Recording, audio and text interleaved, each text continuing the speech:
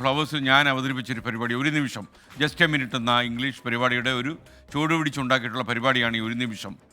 ഒരു മിനിറ്റിനുള്ളിൽ പറയുന്ന വിഷയത്തെക്കുറിച്ച് മുക്കാതെ മൂളാതെ മുറുങ്ങാതെ വ്യാകരണപ്പിഴവില്ലാതെ തെറ്റുകൂടാതെ സംസാരിച്ച് നിൽക്കുക, തുടർച്ചയായി സംസാരിച്ച് നിൽക്കുന്ന പരിപാടിയാണ് ഈ ഒരു നിമിഷം. ഈ പരിപാടിയിൽ ശ്രദ്ധേയനായ ഒരു മത്സരാർത്ഥി ഉണ്ടായിരുന്നു, തൃശ്ശൂരിലെ സാവിയോ വിൽസൺ. ഈ സാവിയോ വിൽസൺ വന്ന ആ ജസ്റ്റ് എ മിനിറ്റ് ഞാൻ പ്രേക്ഷകരൊന്ന് കാണിച്ചു തരാം. ആ സാവിയോ വിൽസൺ ഇപ്പം ഹൃദയത്തിലുണ്ടായ അണുബാധയെ തുടർന്ന് ചികിത്സയിലാണ് ആശ്രം മെഡ്സിറ്റിയിൽ. അപ്പം നമുക്ക് അത് ഈ പങ്കെടുത്ത ഈ പരിപാടിയെക്കുറിച്ചൊന്ന് കാണാം. സാവിയോ, എങ്ങനെയൊക്കെ കാര്യങ്ങൾ പോകുന്നത്? സുഖം. തൃശ്ശൂർ എന്തിട്ട് കാര്യങ്ങളൊക്കെ വിശേഷങ്ങളൊക്കെ അങ്ങനെ സുഖമായിട്ട് പോണു സാറേ. എന്ന് പറഞ്ഞാ ഫാൻസുകാരും മുക്കുണ്ട്, ചെറിയ ശല്യമൊക്കെ വന്നോണ്ടിരിക്കുന്നു. കുഴപ്പമില്ല, ഉഷാറായിട്ട് പോണു.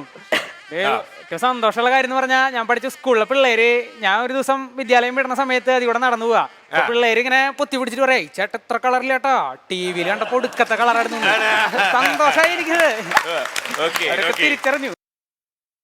വളരെ സന്തോഷത്തോടെയാണ് അന്ന് ഈ ഒരു നിമിഷം പരിപാടിയിൽ ഈ തൃശ്ശൂരിലെ സാവിയോ വിൽസൺ തനി തൃശ്ശൂർ ചൊവ്വയോടെ പങ്കെടുത്തത്. എന്നാൽ ഇന്നിപ്പോൾ സാവിയോ ചികിത്സയിലാണ്.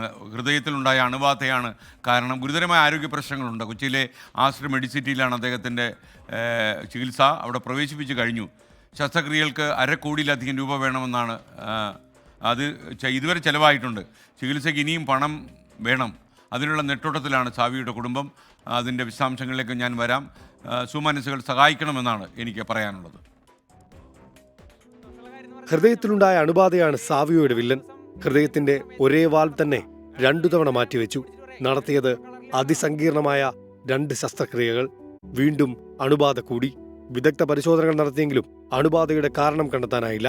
ഈ ഹാർട്ടിന് ചുറ്റും വാൽവിന് ചുറ്റും എന്തോ ഒരു അണുബാധ, അത് അവർക്ക് സെൻസ് ചെയ്യാൻ പറ്റിയിട്ടില്ല. സംശയം ഇപ്പോൾ കൊറോണ ഇഞ്ചക്ഷനൊക്കെ ഏതോ എന്നുള്ള ഒരു കൺഫ്യൂഷനിലാണ്. അതും ചിലപ്പോൾ സംശയിക്കാമെന്ന്. കാരണം ഇവരും മേജർ പല സ്ഥലത്തേക്കും ഇതിൻ്റെ ലാബ് റിസൾട്ട് അയച്ചിട്ടുണ്ട്. അപ്പോൾ അവരുടെ ഒപ്പീനിയനും പല ആൻറ്റിബയോട്ടിക് കൊടുത്തിട്ടുള്ള റിയാക്ഷൻസ് എങ്ങനെയാണെന്നുള്ളത് സ്റ്റഡി ചെയ്തുകൊണ്ടിരിക്കുകയാണ്. ഗൾഫിൽ ഇലക്ട്രിക്കൽ മേഖലയിൽ ജോലി ചെയ്തു വരികയായിരുന്നു സാവിയോ. ശ്വാസതടസ്സമുണ്ടായതിനെ തുടർന്ന് നാട്ടിലെത്തി. പിന്നീട് നടത്തിയ പരിശോധനയിലാണ് ഹൃദയത്തിലെ അണുബാധ കണ്ടെത്തിയത്. 70 ലക്ഷം രൂപയ്ക്ക് മുകളിലാണ് ഇതുവരെയുള്ള ചികിത്സാ ചെലവ്.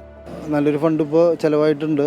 അതിനുശേഷം ഇപ്പോൾ വീണ്ടും 3 മാസത്തിന് ശേഷം റിപ്പീറ്റ് ഓപ്പറേഷൻ ചെയ്യേണ്ടതായിട്ട് വന്നേക്കാണ്. ആൾ ഏകദേശം നടക്കാവുന്ന ഒരു കണ്ടീഷനിലേക്കൊക്കെ ആയിട്ട്, അതിൻ്റെ ഇടയ്ക്ക് ആദ്യത്തെ ഓപ്പറേഷനിൽ ആഫ്റ്റർ സ്ട്രോക്ക് വന്നു, ഒരു സൈഡ് തളർന്നിരുന്നു. ഇപ്പോൾ 2ാമത് ഓപ്പറേഷൻ കഴിഞ്ഞിട്ട് കിടക്കുകയാണ്.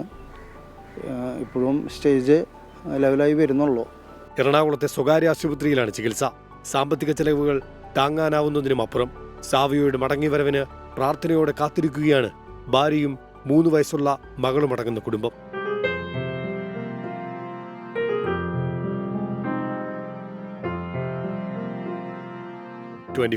കൊച്ചി.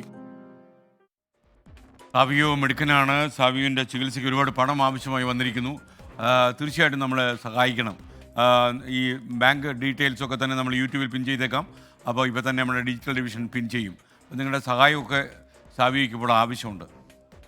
ജീവിതത്തിൽ ഇങ്ങനെയൊക്കെ ചില ആകസ്മികതകൾ സംഭവിക്കുമ്പോൾ വല്ലാണ്ട് നമ്മൾ തളർന്നുപോയി എന്ന് വരും.